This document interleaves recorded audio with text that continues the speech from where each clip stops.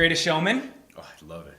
It's the best. I think it's in my top 5 favorite movies. It's a good movie. When I first watched it, I was like, that's okay. And then my girls are always, Daddy, can we listen to the little boy? And so we listened to it, and then eventually I'm like, I like this movie a lot more than I thought I would. No, it's good. It's good all the way around. I've watched it like 100 times, and it's so good. I love it so much. All the way around, love it. Okay, so we're starting off this whole idea of movie nights throughout the summer, and we did it last summer. And if you were with us last summer, we tried to tie together a whole bunch of different themes and a whole bunch of stuff like that. And hopefully this video just helps you with a little bit of an introduction on, man, like, can we pull some kind of themes out of this that relate to our Christian life? Yeah, and so if you haven't been here before, the way that we did this last year and in previous years was with something called the Monomyth. And so the Monomyth is a word that this guy named Joseph Campbell invented to say, like, hey, every major myth and mythology contains these few elements. And so there's a link in the video. It's probably not right here because we don't actually know how to put the link right here, but it's in the description. And so if you want to refresh on what the Monomyth is, you can go ahead and click that link and watch that video.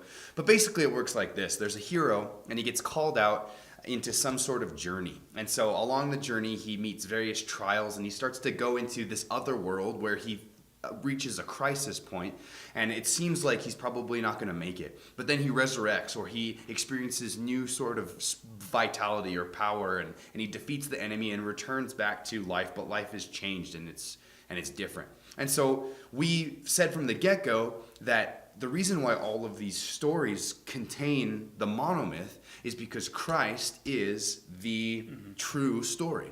And so every story has some sort of reflection of Christ in it. And that's not the conclusion that the guy comes to, but it's the true conclusion. Yeah, absolutely.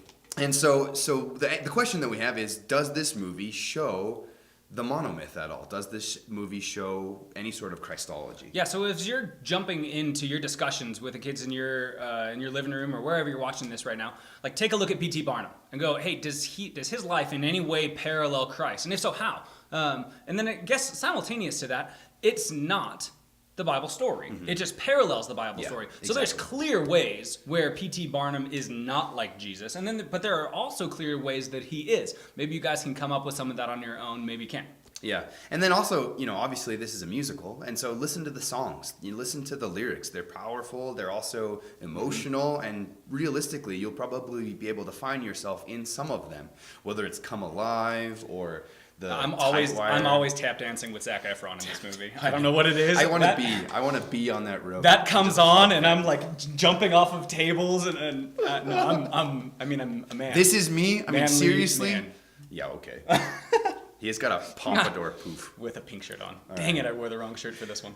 Also characters, man. And so what I found is that when I watch this movie with different people want or they just choose to identify with a different person in this, and maybe you do. And I'm not saying that you're a bearded lady, but what I'm saying is that maybe you identify with kind of a struggle that she's going through, or the Barnum character, or the Carlisle character, or Jenny Lynn's character, like whatever it is. Or the little general. Yeah. Oh, no, don't say it out loud. Anyway, like, is there something that you kind of identify with that, and what are some of the conclusions that the movie makes that is maybe true about the gospel and how the gospel treats people with your type of personality?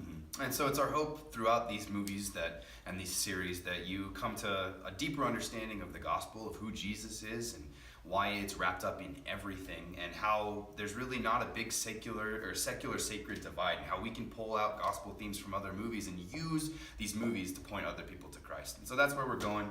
We hope you like this movie, hope you have some good discussions, and we will see you